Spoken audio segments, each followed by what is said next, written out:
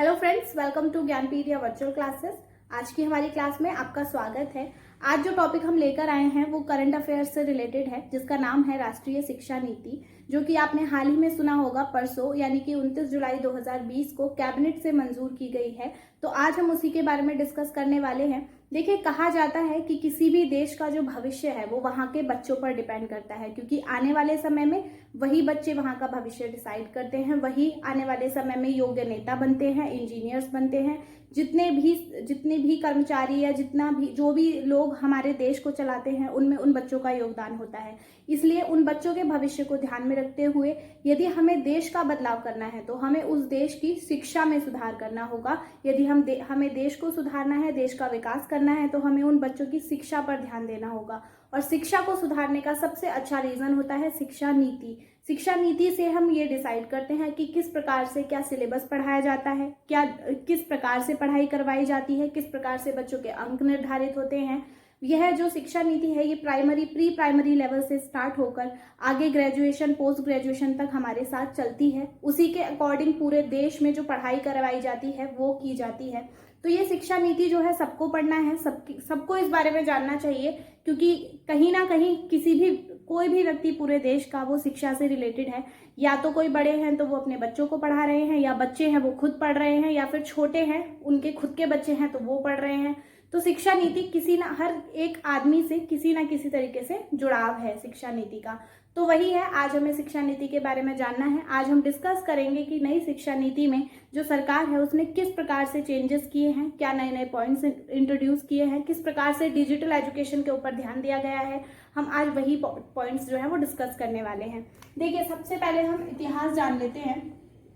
जो सबसे पहली शिक्षा नीति भारत में, सबसे पहली जो शिक्षा नीति इंट्रोड्यूस की गई थी वो शिक्षा नीति 1968 में इंट्रोड्यूस की गई थी, श्रीमती इंदिरा गांधी जी के समय में।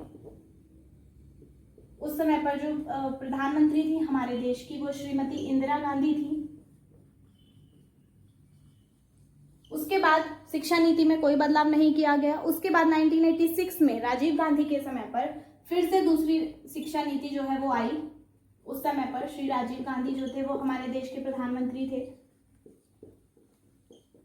पहली शिक्षा नीति आई थी इंदिरा गांधी जी के समय में और दूसरी शिक्षा नीति आई थी राजीव गांधी के समय में। याद करने में प्रॉब्लम नहीं है, ये 68 है तो ये 86 है। उसके बाद अभी तक कोई भी शिक्षा नीति नहीं आई। हालांकि 1986 वाली शिक्षा नीति में ही परिवर्तन कर दिए गए थे, कुछ थोड़े बहुत चेंजेस के साथ। 1992 में नई शिक्षा नीति इन्होंने इंट्रोड्यूस करी थी। नाम वो 86 के हिसाब से ही चलता है, लास्ट 86 ही बोलेंगे, बट अगर संशोधन का नाम आएगा तो 1992। तो 1992 में जो है वो शिक्षा नीति में चेंजेस किए गए 1986 वाली शिक्षा नीति में, और उसमें चेंजेस करने के बाद अभी तक उसी बेस पर हमारे देश में जो शिक्षा है वो चल रही थी। अब 34 सालों के बाद कमेटी बनाने की कोशिश, 34 सालों के बाद नहीं, 2015 में कोशिश की गई कि जो कमेटी है, नई कमेटी बनाई गई, और उस कमेटी के जो अध्यक्ष थे वो थे TSR सुब्रमण्यम। सन 2015 में नई शिक्षा नीति का मसौदा तैयार करने के लिए उस समय पर एक कमेटी बनाई गई, और उस कमेटी के जो अध्यक्ष थे वो थे TSR सुब्रमण्यम। ये अध्यक्ष थे। इन्होंने क्या किया, मसौदा तैयार किया, लेकिन वो मसौदा जो है वो सरकार ने एक्सेप्ट ही नहीं किया और वो ठंडे बस्ते में शिक्षा नीति चले गई। उसके बाद एक साल के बाद फिर से 2016 में एक समिति बनी, एक कमेटी बनी, और उसके जो अध्यक्ष थे वो एक वैज्ञानिक साइंटिस्ट हैं जिन्हें बनाया गया, और उनका नाम है के कस्तूरीरंगन।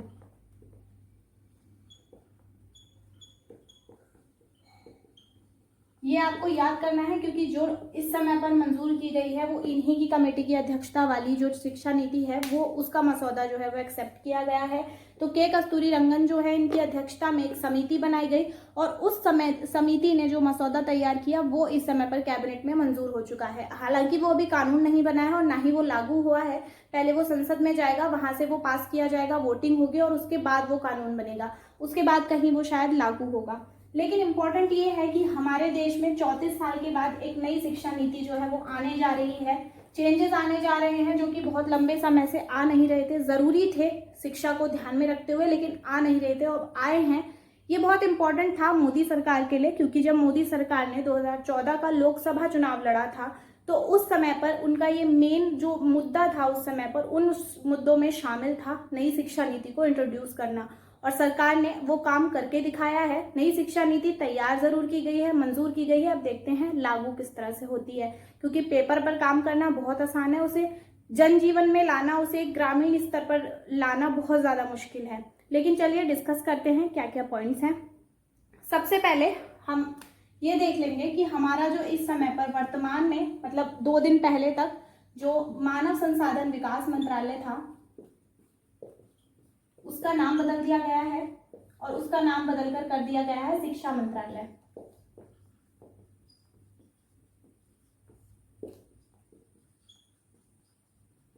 मानव संसाधन विकास मंत्रालय का नाम बदलकर शिक्षा मंत्रालय कर दिया गया है। मानव संसाधन विकास मंत्रालय, ह्यूमन रिसोर्स डेवलपमेंट सेंटर, तो इसका नाम बदलकर कर दिया गया है शिक्षा मंत्रालय यानी कि मिनिस्ट्री ऑफ एजुकेशन। नाम बदलना है, इसके नाम बदलने के पीछे कई सारे तर्क हैं। एक तर्क तो यही है कि मानव को जो है संसाधन बोलना गलत हो जाता है, इसकी वजह से इसका नाम बदलने की चर्चा बहुत दिनों से चल रही थी। अब इसका नाम शिक्षा मंत्रालय कर दिया गया है। मतलब वर्तमान में जो हमारे मानव संसाधन विकास मंत्रालय के जो हमारे अध्यक्ष थे, जो मानव संसाधन विकास मंत्री थे, श्री रमेश चंद्र पोखरियाल निशंक, वो इस समय पर अब शिक्षा मंत्री कहलाएंगे। केंद्रीय शिक्षा मंत्री के नाम से उन्हें जाना जाएगा। तो ये एक बहुत मेजर चेंज है जिसमें हमने जो नाम है वो चेंज किया गया है, ये आपको ध्यान रखना है। जीके का क्वेश्चन इससे बन सकता है।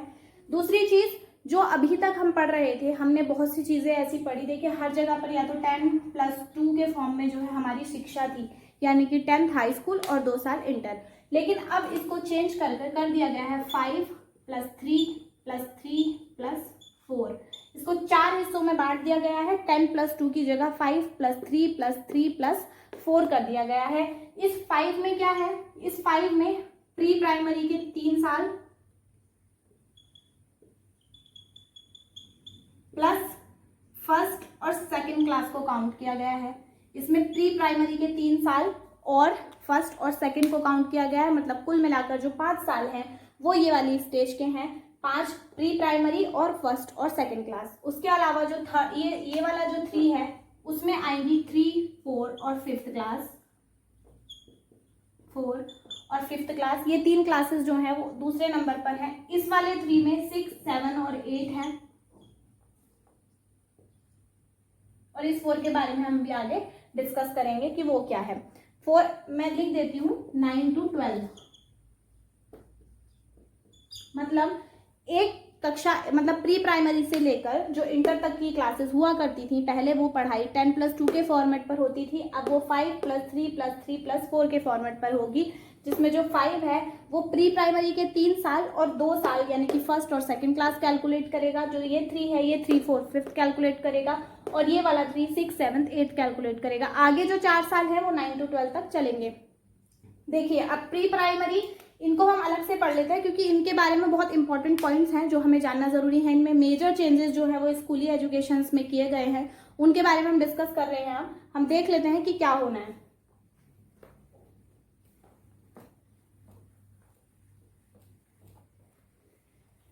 चलिए आगे देख लेते हैं। हमने अभी बताया जो एजुकेशन है वो 5+3+3+4 के फॉर्मेट पर होगी। जो शुरू के 5 साल हैं वो प्री प्राइमरी के 3 साल होंगे, प्री प्राइमरी और फर्स्ट और सेकंड क्लासेस में कैलकुलेट होगी। इस स्टेज को जो नाम दिया गया है शिक्षा नीति में वो फाउंडेशन स्टेज बोला गया है। फाउंडेशन यानी कि नींव।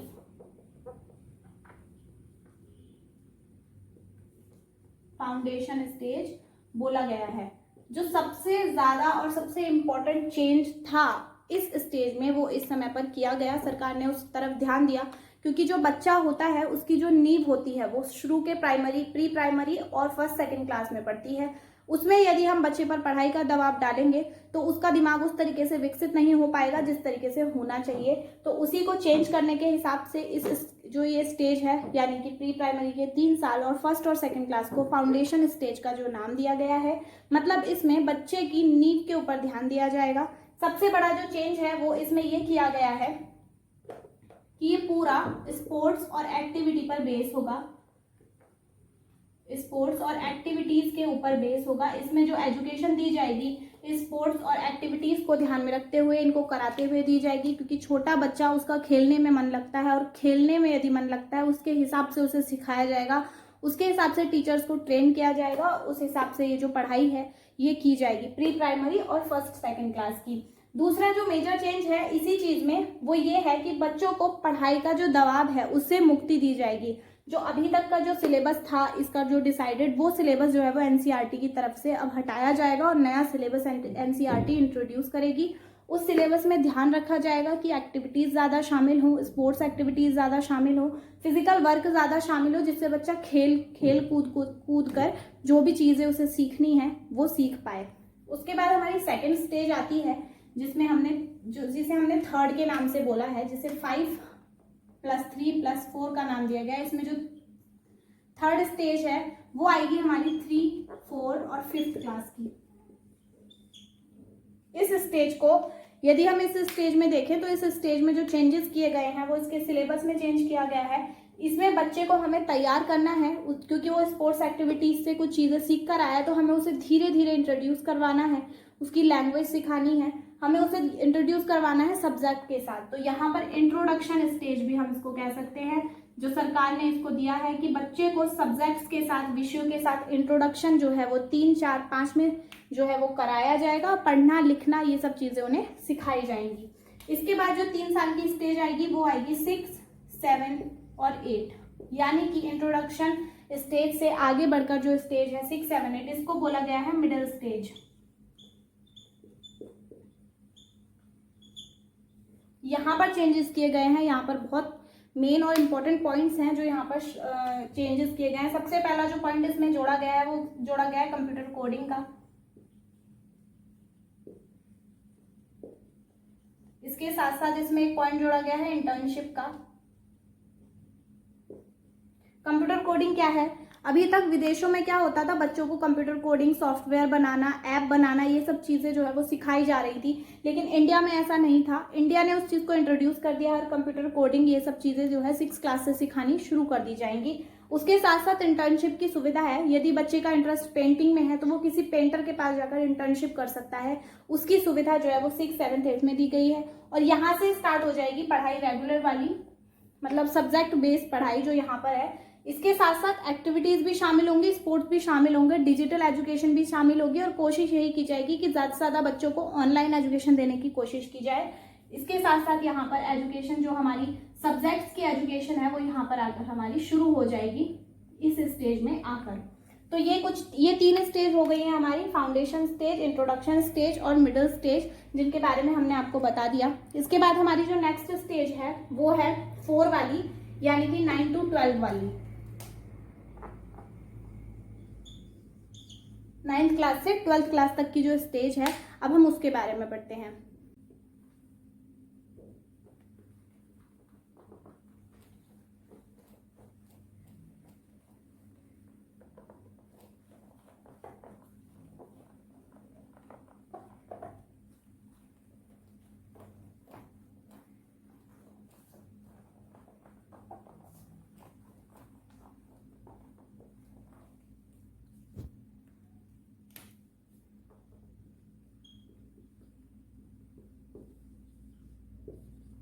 इस स्टेज में जो मेन चेंजेस हैं वो किए गए हैं कि सब्जेक्ट की जो स्ट्रीम चुनने का जो दबाव हुआ करता था बच्चों पर वो खत्म हो जाएगा। किस प्रकार से खत्म होगा कि यदि किसी बच्चे का मन मैथ्स पढ़ने का है, आजकल क्या होता है, यदि किसी को मैथ्स पढ़ना है तो उसे फिजिक्स पढ़ना पड़ेगा, प्लस उसको केमिस्ट्री पढ़ना पड़ेगा। उसके अलावा जो भाषा का ज्ञान है वो करवाया जाता है, हिंदी इंग्लिश इंपॉर्टेंट है वो करवाई जाती है, लेकिन ये मैथ्स के साथ ये कॉम्बिनेशन बनता है। या अगर बायोलॉजी किसी बच्चे को पढ़नी है तो उसके साथ साथ भी उसको फिजिक्स लेना पड़ता है, केमिस्ट्री लेनी पड़ती है। आर्ट्स में सब्जेक्ट्स अलग होते हैं, हिस्ट्री, ज्योग्राफी, इन सब का कॉम्बिनेशन बनता है। लेकिन अब यदि बायोलॉजी के बच्चे का मन है कि उसे हिस्ट्री पढ़नी है तो उसके ऊपर इस चीज़ का दबाव नहीं रहेगा कि उसे इन सब्जेक्ट्स को ही पढ़ना है।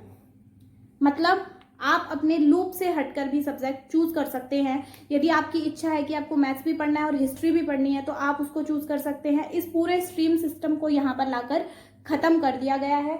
आपकी जो मन करेगा आप वो सब्जेक्ट पढ़ सकते हैं, आप उस चीज़ में अपने आप को आगे बढ़ा सकते हैं। आप नॉलेज, यहाँ से बच्चे का जो करियर का लेवल है वो स्टार्ट हो जाता है। इसलिए इस चीज़ को ध्यान में रखा गया है। स्ट्रीम सिस्टम को पूरी तरीके से खत्म कर दिया गया है नई शिक्षा नीति में। एक चीज़ और इम्पॉर्टेंट है कि शुरू के जो 1st से 5th क्लास तक की फर्स्ट या प्री प्राइमरी से ही बात कर लें कि प्री प्राइमरी से जो 5 साल तक की जो एजुकेशन है वो एजुकेशन मातृभाषा में होगी। ये बहुत बड़ा मेजर चेंज है, मतलब बच्चों के ऊपर दबाव नहीं रहेगा कि उन्हें इंग्लिश में ही पढ़ना है, जिस प्रकार से अब हो रहा है। इंग्लिश मीडियम में आपको इंग्लिश में ही पढ़ना होता है, आपकी लैंग्वेज चाहे कोई भी है, मातृभाषा कोई भी है, मदर टंग कोई भी है, बट आपको इंग्लिश में ही पढ़ना है। तो वो जो बाउंडेशन है, वो जो रिस्ट्रिक्शन है वो खत्म हो गई है और प्री प्राइमरी लेवल से 5 साल तक की एजुकेशन बच्चा अपनी मातृभाषा में कर सकता है। यदि आपकी मातृभाषा मराठी है आप पढ़ सकते हैं, कन्नड़ है आप उसमें पढ़ सकते हैं, मलयालम है उसमें पढ़ सकते हैं, भोजपुरी आप उसमें पढ़ सकते हैं। कोई भी चेंजेस जो है यहाँ पर, जो पुरानी थी ना इंग्लिश लैंग्वेज, उसके लिए बहुत बड़ा चेंज किया गया है कि आप अपनी उस लैंग्वेज से हटकर अपनी मातृभाषा में पढ़ाई कर सकते हैं, जो कि बहुत इंपॉर्टेंट है। क्योंकि शुरू की जो एजुकेशन के 5-6 साल होते हैं ना बच्चे के, उसमें क्या होता है, बच्चे का मातृभाषाएं और ये जितनी भी भाषाएं वो सीखने की जो गति होती है वो बहुत तेज होती है। तो कोशिश यही की जा रही है कि उसे ज़्यादा से ज़्यादा भाषाएं जो हैं वो सिखाई जाएं। उसके लिए यही कोशिश है। हिंदी इंग्लिश पढ़नी ही पढ़नी है, लेकिन उसके साथ साथ आप बाकी सब्जेक्ट्स की पढ़ाई मातृभाषा में कर सकते हैं। उसके अलावा स्कूली एजुकेशन की यदि बात करें तो बोर्ड एग्जाम्स को जो है, बोर्ड एग्जाम्स का जो पैटर्न है वो पूरा चेंज किया जा रहा है। पूरा चेंज किस प्रकार से किया जा रहा है, साल में एक बार जो बोर्ड की परीक्षाएं होती हैं उन परीक्षाओं से हटकर अब साल में 2 बार परीक्षाएं होंगी। मीन सेमेस्टर प्रणाली को स्कूली एजुकेशन में इंट्रोड्यूस किया जाएगा। सेमेस्टर प्रणाली को इंट्रोड्यूस किया जाएगा, साल में 2 बार एग्जाम्स होंगे और उन दोनों एग्जाम्स के बेस पर आपका रिपोर्ट कार्ड तैयार किया जाएगा। तो ये बहुत बड़ा चेंज है। बोर्ड एग्जाम्स का जो प्रेशर बच्चों पर रहता है वो नहीं रहेगा। उसके अलावा एक रिपोर्ट कार्ड बनाने में भी चेंजेस किए गए हैं। रिपोर्ट कार्ड जो है, देखिए आजकल क्या होता है, बच्चे फेल हो जाते हैं, कोई सुसाइड कर लेता है, कोई दवाई खा लेता है, कोई छत से कूद जाता है, कोई मरने की कोशिश करता है या कोई डिप्रेशन में चला जाता है। तो उस चीज़ को कम करने के लिए, बच्चों के ऊपर फेल या पास का जो दबाव है उसे कम करने के लिए सरकार ने रिपोर्ट कार्ड बनाने के जो मानक हैं उन्हें बदला है। सबसे पहले रिपोर्ट कार्ड में एक नई सिस्टम जो है उसे स्टार्ट किया गया है, उसे हम बोलेंगे 360 डिग्री असेसमेंट। 360 डिग्री असेसमेंट में इसमें क्या किया जाता है कि इसमें बच्चों को जो मार्क्स दिए जाते हैं वो सिर्फ टीचर के द्वारा नहीं दिए जाते। इसमें बच्चा खुद को भी मार्क्स देता है और उसके साथ में पढ़ने वाले अदर बच्चे भी उसको मार्क्स देते हैं। मतलब टीचर तो देंगे ही देंगे, उसके साथ साथ खुद स्टूडेंट भी खुद को मार्क्स देगा और उसके जो अदर क्लासमेट्स हैं वो भी उसको उस चीज़ पर मार्क्स देंगे। इसलिए इस पूरे के पूरे रिपोर्ट कार्ड को 360 डिग्री असेसमेंट का नाम दिया गया है। मतलब रिपोर्ट कार्ड जो है उसे बदल जाएगा, उसे बदलने के तरीके, नए मानक जो हैं वो बनाए जाएंगे। उसके अलावा जो फेल, पास, ये सब जो शब्द हैं उनका इस्तेमाल कम किया जाएगा, उनको इस्तेमाल नहीं किया जाएगा, पूरी तरीके से उन पर बैन लगाया जाएगा। उनके जगह पर अन्य शब्दों का इस्तेमाल किया जाएगा जो इतने ज़्यादा हानिकारक नहीं लगते सुनने के मामले में। तो उस चीज़ को कम किया जा रहा है नई शिक्षा नीति में। तो ये हमारे कुछ स्कूली एजुकेशन के पॉइंट्स थे जो हमने डिसाइड किए। अब हमने डिस्कस किए, अब हम देखेंगे जो ग्रेजुएशन लेवल पर, जो यूनिवर्सिटी लेवल पर जो एजुकेशन है, हायर एजुकेशन में क्या चेंज किए गए हैं, फटाफट से देख लेते हैं।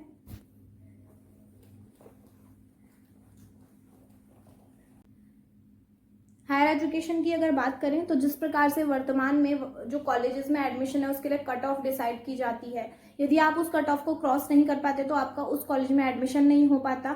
लेकिन इस चीज़ से बचने के लिए एक कॉमन एप्टीट्यूड टेस्ट जो है वो रखा जाएगा। कॉमन एप्टीट्यूड टेस्ट ये लिया जाएगा और इसमें जो मार्क्स आएंगे उसके बेस पर आपको उन कॉलेजेस में एडमिशन मिल सकता है जिन कॉलेजेस की कट ऑफ आप क्रॉस नहीं कर पाए हैं। तो एक बहुत अच्छा पॉइंट है। यदि आप स्किलफुल हैं या फिर आप कोई और चीज़ भी कर रहे हैं साथ में और आपकी मार्क्स किसी तरीके से कम रह गए हैं तो आपके पास दूसरा ऑप्शन है उस अच्छे कॉलेज में एडमिशन लेने का जिसकी कट ऑफ आप क्रॉस नहीं कर पाए। दूसरी चीज़ जो चेंजेस किए गए हैं, देखिए अब क्या होता है कि यदि आप बीटेक कर रहे हैं, सपोज आपने बीटेक किया, आप बीटेक करने आपने एडमिशन ले लिया, 1 साल किया, 2 साल किया, फिर आपने सोचा कि नहीं मेरा इसमें कुछ नहीं हो पा रहा है और मैं वो आपने छोड़ दिया, या फिर आपको कोई बीमारी हो गई, ऐसी बीमारी हो गई जो आपको 2-3 साल के लिए कॉलेज ड्रॉप करना पड़ गया या 1 साल के लिए ड्रॉप करना पड़ गया, तो वहाँ पर जो होता है बहुत बड़ा नुकसान हो जाता है और हमारी, यदि हमने 2 साल की बीटेक की पढ़ाई की है तो हमारी वो वेस्ट हो जाती है। हमें अगर दोबारा से पढ़ना है तो हमें शुरू से वो डिग्री लेनी पड़ेगी। हमारी जो पढ़ाई की वैल्यू थी, जो 2 साल हमने उसमें अपने लगाए, वो हमारे वेस्ट हो जाते हैं। लेकिन अब उस चीज़ को ख़त्म किया जा रहा है। ये बहुत बड़ा मेजर चेंज है, क्योंकि ग्रेजुएशन लेवल पर जाकर बहुत लोग ड्रॉप आउट हो जाते हैं, बहुत लोग ड्रॉप कर देते हैं। उनके लिए बहुत बड़ा फ़ायदा है कि यदि आप पहला साल कंप्लीट करके अगर आप छोड़ते हैं तो आपको सर्टिफिकेट दिया जाएगा।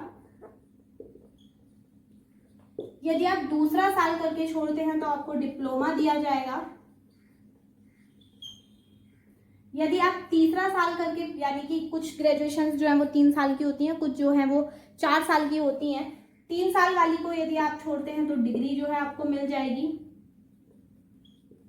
और यदि आप बीटेक या कोई ऐसी डिग्री कर रहे हैं तो उसमें आपको डिग्री मिलेगी, और उसके साथ साथ रिसर्च सर्टिफिकेट, यदि आप कोई रिसर्च कर रहे हैं तो वो मिलेगा।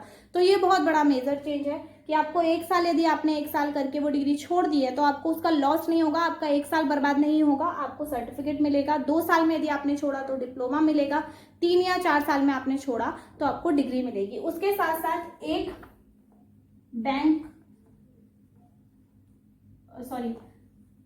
एकेडमिक बैंक ऑफ क्रेडिट बनाया जाएगा।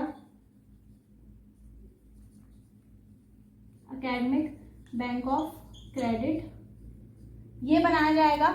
इसमें क्या है, इसमें डिजी लॉक सिस्टम जो है वो किया जाएगा, डिजी लॉकर सिस्टम जो है वो किया जाएगा। मतलब आपको पॉइंट्स दिए जाएंगे, यदि आपने 1 साल में छोड़ा है तो कुछ पॉइंट्स उसके, सेकंड जो है उसमें उसके, थर्ड उसके, फिर आप कोई भी चीज़ करेंगे तो आपका वो जो डिजिटल पॉइंट्स होंगे वो आपको उस चीज़ में आगे जाने में मदद करेंगे।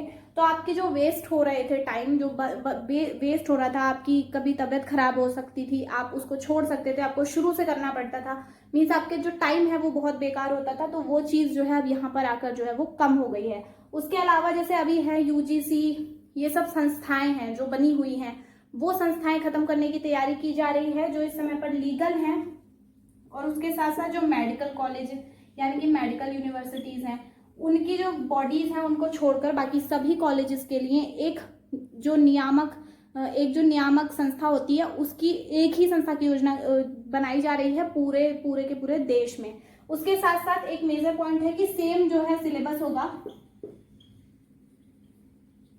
प्री प्राइमरी लेवल से लेकर हायर एजुकेशन तक पूरे देश में सेम सिलेबस होगा। ऐसा नहीं कि आप बिहार में हैं तो आप अलग पढ़ रहे हैं, यूपी में है तो अलग पढ़ रहे हैं, या आप मुंबई में है तो आप अलग पढ़ रहे हैं, आंध्र प्रदेश में है तो आप अलग पढ़ रहे हैं।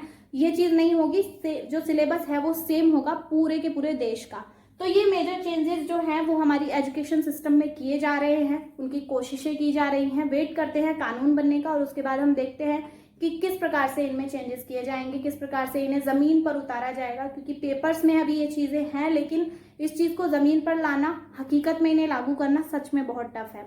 अभी तक हमने जो शिक्षा नीति देखी वो हमने देखी स्टूडेंट्स के नज़रिए से। अब हम देखते हैं टीचर्स के नज़रिए से किस प्रकार से जो चेंजेस किए गए हैं टीचर्स के लिए किए गए हैं शिक्षा नीति में। तो चलिए एक बार वो डिस्कस कर लेते हैं।